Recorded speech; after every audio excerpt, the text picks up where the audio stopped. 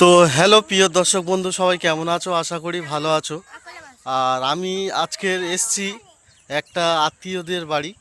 তো সেখানে এসে দেখলাম যে এখানে পজিশান জায়গা এত সুন্দর, লোকেশান, মানে মুগ্ধ হয়ে গেছি ভিডিও বানাবার জন্য। এখানে বাম্পার একটা জায়গা।